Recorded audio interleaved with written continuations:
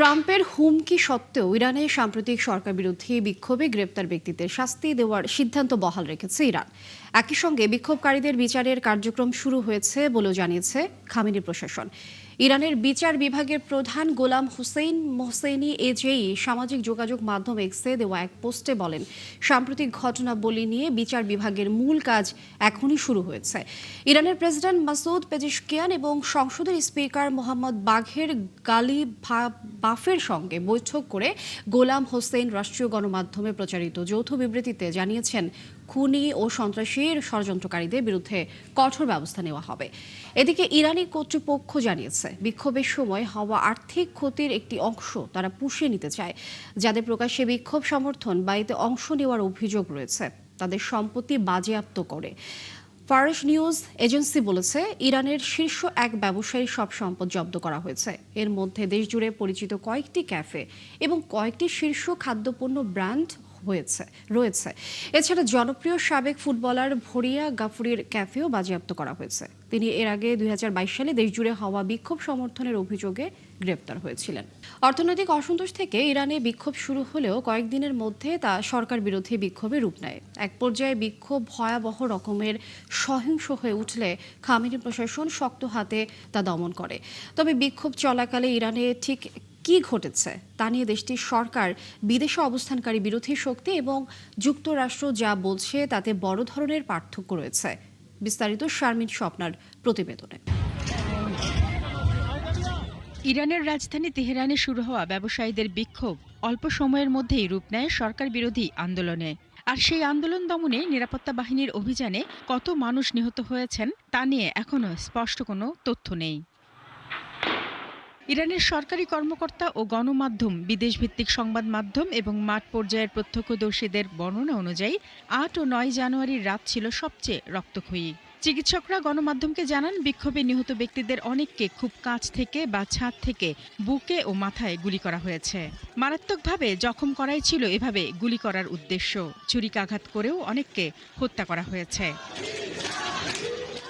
এদিকে সরকার ৮ই জানুয়ারি রাতে সারা দেশে ইন্টারনেট সেবার পাশাপাশি বন্ধ করে দেয় মুঠোফোন যোগাযোগ ব্যবস্থাও। ফলে বিক্ষোভের ভিডিও ইরানের বাইরে তেমন একটি ছড়াতে পারেনি। ইরানের রাজনৈতিক, সামরিক ও বিচার বিভাগের কর্মকর্তারা প্রায় প্রতিদিন বলছেন, বিক্ষোভের পেছনে যুক্তরাষ্ট্র ও ইসরায়েল ইন্ধন জুগিয়েছে। ইরানের সর্বোচ্চ নেতা আয়াতুল্লাহ আলী খামেনি অভিযোগ করেন, ট্রাম্প এ অস্থিরতার সঙ্গে সরাসরি জড়িয়েছেন। ইরান সরকারের ভাষ্য মতে, হাজার হাজার মানুষ হত্যার জন্য রাষ্ট্রীয় বাহিনী নয়, বরং সশস্ত্র ও প্রশিক্ষিত সন্ত্রাসীরা সরাসরি দায়ী। এদিকে বিদেশভিত্তিক পর্যবেক্ষক এবং ইরানের বাইরে থাকা বিরোধীদের দাবি, অধিকাংশ বিক্ষোভকারী রাষ্ট্রীয় বাহিনীর হাতে প্রাণ হারিয়েছেন। যুক্তরাষ্ট্রভিত্তিক হিউম্যান রাইটস অ্যাক্টিভিস্ট নিউজ এজেন্সির তথ্য মতে ৩,৩০০-র বেশি মানুষ নিহত হয়েছেন। আর বার্তা সংস্থা রয়টার্স জানায়, বিক্ষোভে অন্তত ৫,০০০ মানুষ নিহত হয়েছেন। যুক্তরাষ্ট্র ও ইসরায়েলের কর্মকর্তারা ইরানের ধর্মীয় নেতৃত্বের সম্ভাব্য উৎখাতের কথা গত কয়েক মাস ধরে প্রকাশ্যে বলে আসছেন। আর সাম্প্রতিক বিক্ষোভের চরম মুহূর্তে ট্রাম্প ইরানের জনগণকে রাস্তা না ছাড়ার আহ্বান জানান, কিন্তু পরে তিনি অবস্থান থেকে কিছুটা সরে আসেন। অন্যদিকে ইসরায়েলের প্রধানমন্ত্রী নেতানিয়াহু ইরানের সাম্প্রতিক বিক্ষোভ নিয়ে সরাসরি কোনো মন্তব্য করেননি। শারমিন স্বপ্না, ৭১। অক্টোবরে কার্যকর হওয়া যুদ্ধবিরতির পর প্রথমবারের মতো গাজার দক্ষিণাঞ্চলে বসবাসকারী ফিলিস্তিনিদের সরে যাওয়ার নির্দেশ দিয়েছে ইসরায়েলি বাহিনী। বার্তা সংস্থা রয়টার্স জানিয়েছে, বানি সুহাইয়ালা শহরের আল রেকেব এলাকায় এসব লিফলেট ফেলে। আরবি, হিব্রু, ইংরেজি ভাষায় লেখা ওই লিফলেটগুলোতে বলা হয়, অবিলম্বে এলাকা ত্যাগ করতে। গাজা আগ্রাসনের আগে বরাবরই ইসরায়েল এমন লিফলেট ফেলত। এরপরই সংশ্লিষ্ট এলাকাগুলোতে অভিযান বা বোমা বর্ষণ চালাতো তারা। যুক্তরাষ্ট্রের মধ্যস্থতায় গত অক্টোবরে যুদ্ধবিরতি শুরু হওয়ার পর এই প্রথম লিফলেট ফেলল ইসরায়েলি বাহিনী। এতে দক্ষিণ গাজায় নতুন করে আতঙ্ক ছড়িয়ে পড়েছে। তবে এ বিষয়ে ইসরায়েলি সেনাবাহিনী তাৎক্ষণিকভাবে কোনো মন্তব্য করেনি। যুদ্ধ পরবর্তী গাজায় তুরস্ক ও কাতারের সেনাদের কোনো স্থান দেওয়া হবে না আন্তর্জাতিক বাহিনীতে বলে মন্তব্য করেছেন দখলদার ইসরায়েলি প্রধানমন্ত্রী বেনিয়ামিন নেতানিয়াহু। গত বছর ফিলিস্তিনি সশস্ত্র গোষ্ঠী হামাস ও দখলদার ইসরায়েলের মধ্যে যুদ্ধবিরতি চুক্তি হয়। বর্তমানে চুক্তির দ্বিতীয় ধাপের প্রস্তুতি চলছে। এর অংশ হিসেবে গাজায় বিভিন্ন দেশের সেনাদের সমন্বয়ে একটি আন্তর্জাতিক বাহিনী মোতায়েনের পরিকল্পনা নিয়েছে বিশ্ব নেতারা। তবে এই বাহিনীতে তুরস্ক এবং কাতারের সেনাদের স্থান না দেওয়ার কথা সংসদে বলেন নেতানিয়াহু। তিনি আরও বলেন, ট্রাম্পের পরিকল্পনার দ্বিতীয় ধাপে রয়েছেন তারা। এবার তাদের চূড়ান্ত লক্ষ্য হামাসকে নিরস্ত্র করা। পূর্ব জেরুজালেমে ফিলিস্তিনি শরণার্থীদের জন্য নিয়োজিত জাতিসংঘ সংস্থা ইউএনআরডব্লিউ এর সদর দপ্তরে ভাঙচুর চালিয়েছে ইসরায়েল। ইউএনআরডব্লিউ এক বিবৃতিতে জানিয়েছে, শেখ জাররাহ এলাকার কার্যালয়টি ইসরায়েলি বাহিনী বুলডোজার চালিয়ে গুঁড়িয়ে দেয়। কর্মীদের ডিভাইস বাজেয়াপ্ত করা হয়েছে। নেতানিয়াহুর প্রশাসনের এই পদক্ষেপকে ফিলিস্তিনিদের পরিচয় মুছে ফেলার একটি পদক্ষেপ হিসেবে অভিহিত করেন ইউএনআরডব্লিউ প্রধান ফিলিপ লাজ্জারিনি। এই ঘটনা বিশ্বের যে কোনো আন্তর্জাতিক সংস্থা বা কূটনৈতিক মিশনের সঙ্গেও ঘটতে পারে বলে সতর্ক করেন তিনি। এর আগে গত অক্টোবর মাসে ইসরায়েলি পার্লামেন্টে ইউএনআরডব্লিউ-কে নিষিদ্ধ করে আইন পাশ হয়। এরপরই এ ভাঙচুর চালালো দেশটি। যুক্তরাষ্ট্রের প্রেসিডেন্ট হিসেবে দ্বিতীয় মেয়াদের প্রথম বছর পূর্ণ করেছেন ডোনাল্ড ট্রাম্প। 2025 সালের 20 জানুয়ারি শপথ নিয়েছিলেন তিনি।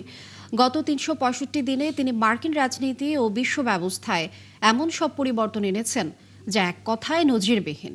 আল জাজিরার এক প্রতিবেদনে উঠে এসেছে সেই পরিবর্তনের চাঞ্চল্যকর সব তথ্য ও পরিসংখ্যান।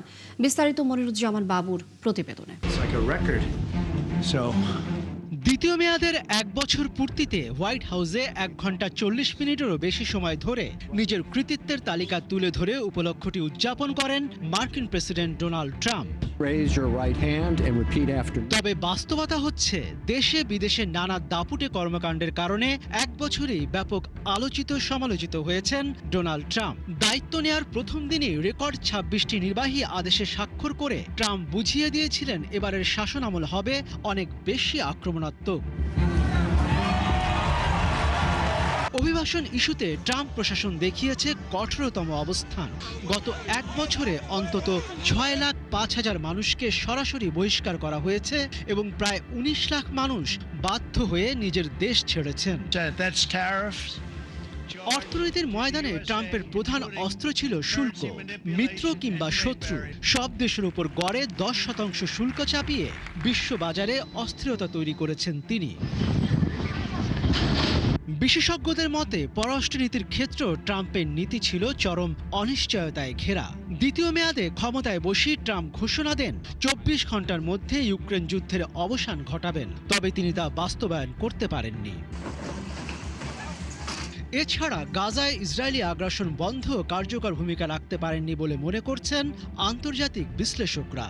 উল্টো জুনে ইসরায়েলের সাথে একযোগে ইরানে সামরিক হামলা চালান ট্রাম্প। শুধু ইরানে হামলা নয়, বছর শেষে ভেনেজুয়েলার প্রেসিডেন্ট নিকোলাস মাদুরোকে তার দেশ থেকেই অপহরণ করে বিরল নজির স্থাপন করেন তিনি। নেটোর সদস্য ডেনমার্কের কাছ থেকে গ্রিনল্যান্ড দখলের হুমকিও বেশ কিছুদিন ধরে দিচ্ছেন ট্রাম্প। প্রতিবেশী মেক্সিকো ও কলম্বিয়াতেও সামরিক হস্তক্ষেপের ইঙ্গিত তাঁর। সব মিলিয়ে ট্রাম্পের দ্বিতীয় মেয়াদের প্রথম বছরটি ছিল বৈশ্বিক স্থিতিশীলতা আর মার্কিন একক আধিপত্যের এক তীব্র সংঘাতের সময়। মনিরুজ্জামান বাবু, 71। গ্রিনল্যান্ড ইস্যুতে উত্তেজনা বেড়ে চলেছে। সামাজিক যোগাযোগ মাধ্যমে গ্রিনল্যান্ড, কানাডা ও ভেনেজুয়েলাকে নিয়ে এআই নির্মিত যুক্তরাষ্ট্রের নতুন মানচিত্র উদ্বেগ বাড়িয়েছে ইউরোপীয়দের মাঝে। পাশাপাশি ট্রাম্প বার্তাও দিয়েছেন, যুক্তরাষ্ট্রের নিরাপত্তার স্বার্থে পিছনে ফেরার উপায় নেই তার। অরিসুল ইসলামের প্রতিবেদন। দিন যত যাচ্ছে গ্রিনল্যান্ড নিয়ে ততই কঠোর হচ্ছেন মার্কিন প্রেসিডেন্ট ডোনাল্ড ট্রাম্প। এক কথায় দ্বীপটি নিজের দখলে নিতে মরিয়া হয়ে উঠেছেন তিনি। নতুন করে এই ইস্যুতে আবারও হুমকি দিয়েছেন মার্কিন প্রেসিডেন্ট। সামাজিক যোগাযোগ মাধ্যমে দেয়া এক বার্তায় তিনি জানিয়েছেন, এই ইস্যুতে পেছনে ফিরে যাওয়ার কোনো উপায় নেই তার, কারণ যুক্তরাষ্ট্র এমনকি বৈশ্বিক নিরাপত্তার স্বার্থে গ্রিনল্যান্ড তাদের অপরিহার্য। জাতীয় নিরাপত্তা এমনকি আন্তর্জাতিক নিরাপত্তার জন্য আমাদের গ্রিনল্যান্ডের প্রয়োজন। আমরা এটি অর্জনের জন্য জড়িত সকলের সাথে কাজ করছি। আমি মনে করি যে কোনো উপায়ে আমরা এটি অর্জন করবই। এর মধ্যেই ট্রুথ সোশ্যালে এআই নির্মিত যুক্তরাষ্ট্রের একটি মানচিত্রের ছবি পোস্ট করেছেন তিনি, যেখানে কানাডা, গ্রিনল্যান্ড ও ভেনেজুয়েলাকে যুক্তরাষ্ট্রের মানচিত্রের অংশ হিসেবে দেখানো হয়েছে। এছাড়া ওভাল অফিসে বসে ইউরোপীয় নেতাদের সঙ্গে কথা বলার একটি মুহূর্ত ও গ্রিনল্যান্ডে মার্কিন পতাকা ওড়ানোর ছবিও শেয়ার করেছেন। যদিও এই ছবিগুলো এআই দিয়ে তৈরি, তারপরও বিষয়টি নতুন করে আলোচনার জন্ম দিয়েছে। এছাড়া ফ্রান্সের প্রেসিডেন্ট ইম্যানুয়েল ম্যাক্রোর পাঠানো একটি ব্যক্তিগত বার্তার স্ক্রিনশট সামাজিক যোগাযোগ মাধ্যমে প্রকাশ করেছেন তিনি, যেখানে ম্যাক্রো বার্তা দিয়েছেন ইউরোপ ও যুক্তরাষ্ট্র যেসব বিষয়গুলো নিয়ে একমত সেগুলো নিয়ে কাজ করা যেতে পারে, তবে গ্রিনল্যান্ড ইস্যুটি এড়িয়ে যাওয়ার পরামর্শ দিয়েছেন তিনি। এদিকে ট্রাম্পের সাম্প্রতিক কর্মকাণ্ডের উপর চটে রয়েছেন গ্রিনল্যান্ডের বাসিন্দারা, তাই প্রতিদিনই কোনো না কোনোভাবে প্রতিবাদ করছেন তারা। ট্রাম্পের নির্বাচনী প্রচারের সময় ব্যবহৃত মেক আমেরিকা গ্রেট এগেইন স্লোগানকে ব্যঙ্গ করে মেক আমেরিকা গো অ্যাওয়ে লিখিত একটি ক্যাপ পরছেন তারা। সেখানকার বাসিন্দাদের বার্তা, যুক্তরাষ্ট্র নয় গ্রিনল্যান্ডেই ভালো রয়েছেন তারা। অরিসুল ইসলাম, ৭১। নাইজেরিয়ার উত্তরাঞ্চলীয় কাদুনা রাজ্যে দুটি গির্জায় হামলা চালিয়ে অন্তত ১৬৩ জন পুণ্যার্থীকে অপহরণ করেছে সশস্ত্র বন্দুকধারীরা। রোববার সাপ্তাহিক প্রার্থনা চলাকালে এই অপহরণের ঘটনা ঘটে বলে জানিয়েছে এএফপি।